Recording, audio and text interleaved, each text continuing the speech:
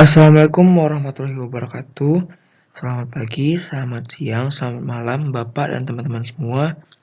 Di kesempatan kali ini, saya, Ramadan Rizky Fernando dengan nomor BP 19 10 93 239 akan mempresentasikan mengenai Supply Chain Inventory Planning Sistem Dynamic Model dengan dosen pengampu Bapak Rika Ampuh Hadiguna.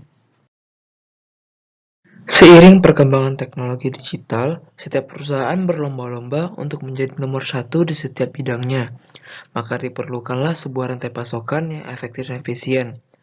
Sebelumnya diperlukan juga perencanaan seperti perencanaan gudang untuk mengefisiensikan setiap biaya yang keluar pada inventory planning ini.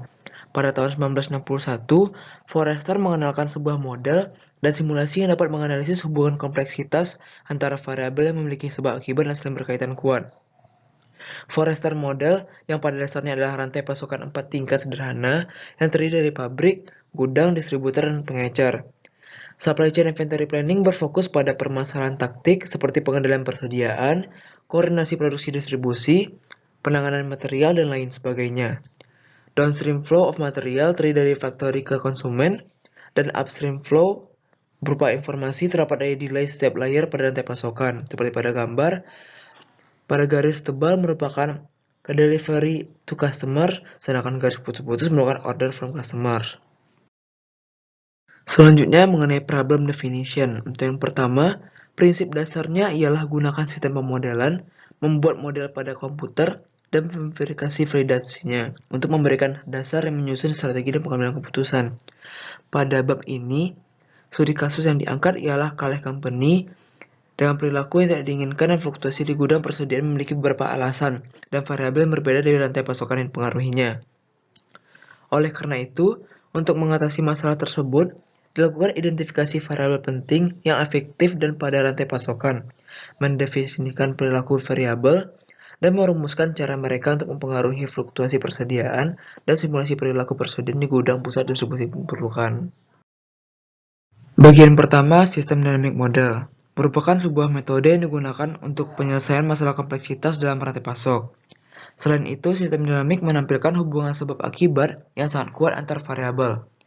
Sistem dinamis merupakan pendekatan yang digunakan untuk menyelesaikan permasalahan dinamis ataupun permasalahan yang berubah-ubah menurut rentang waktu. Model ini hanya memuat aliran informasi dan aliran produk. Dengan proses memodelkan menggunakan software yang diberi nama software fencing. Bagian selanjutnya, dynamic hypothesis. Adanya variabel perilaku yang dipengaruhi beberapa hal seperti perilaku pusat distribusi contohnya, di mana perilaku ini tergantung pada beberapa faktor seperti perubahan musim, diskon dan promosi, perubahan harga, dan lain sebagainya. Pada studi kasus ini, terdapat beberapa variabel efektif dari Calais Company, seperti sell rate, product inventory in distributor center, in central warehouse, safety stock in distribution center, in central warehouse, dan lain sebagainya. Selanjutnya, pada sistem dinamis model, terdapat beberapa diagram yang digunakan. Yang pertama ada causal loop diagram, merupakan setiap variabel dan faktor yang mempengaruhi perilaku dinamis akan dirancang ke dalam diagram sebab akibat. Di mana untuk CLD ini terdapat dua keadaan, yang pertama balancing dan yang kedua reinforcing. Selanjutnya ada goal seeking loop of sell inventory. Pada contoh terlihat pada loop bersifat balancing ataupun negatif.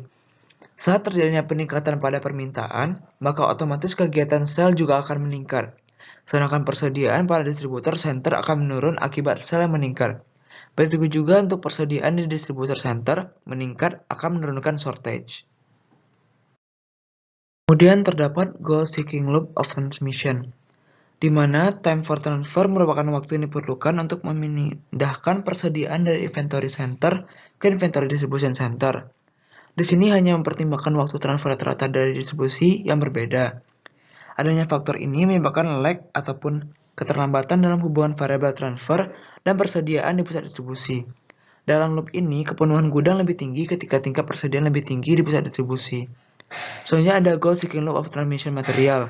Setelah memesan bahan ke pemasok, bahan tersebut dipindahkan ke unit produksi dan menyebabkan penurunan persediaan di gudang pemasok.